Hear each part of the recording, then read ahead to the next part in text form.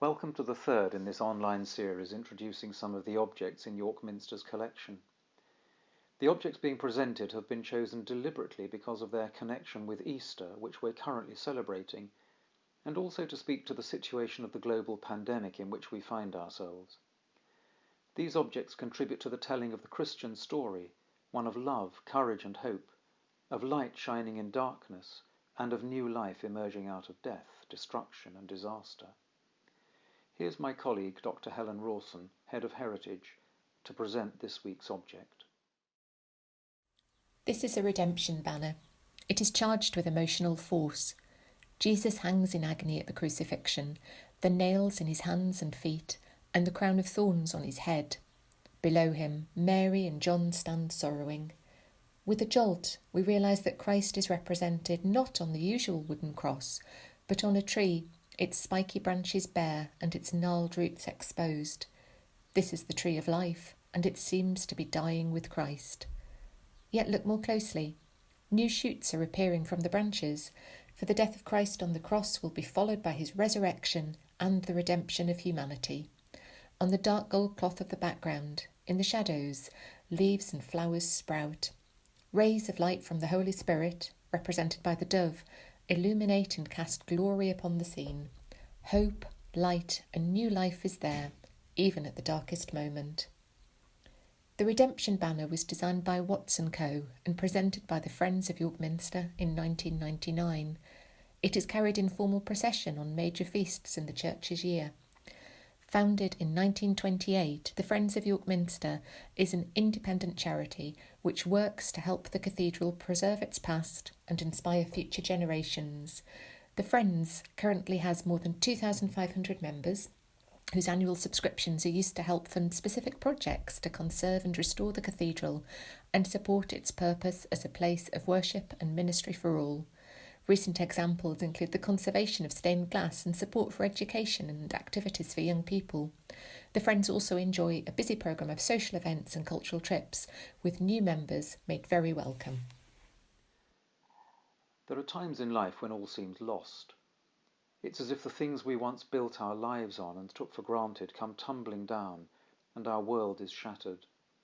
A love, for example, is betrayed through deception and deceit, and we're left reeling, wondering whether we've been taken in all along. The possibility of rebuilding our lives seems so remote as to be unimaginable. It's a little like this for all of us perhaps at the moment, as COVID-19 continues to be transmitted with complete impartiality from one person to another across the whole world. No allowances are made for culture, worldview, wealth, education, age, gender, or anything else for that matter. The dying tree of life is an uncannily apposite symbol of our world at this time. So much of life as we knew it has passed and still is passing away, whether it's the way the global economy works, or the jobs we do, or how we communicate with one another.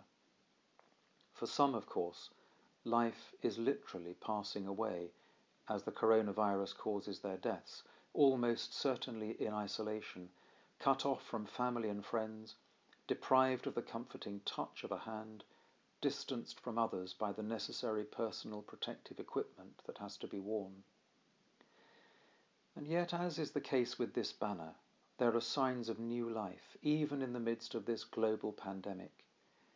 Love and compassion are springing up in the most unexpected ways. Strangers are caring for one another without any thought of recognition or reward. And we're all rediscovering just how deeply interconnected we are, and how the well-being of all depends on the well-being of each. If much that's passing away is the cause of sorrow and sadness, so a good deal of what's emerging might just as much be an occasion for joy and hope. New relationships across boundaries are being formed, not least because of the availability of technology.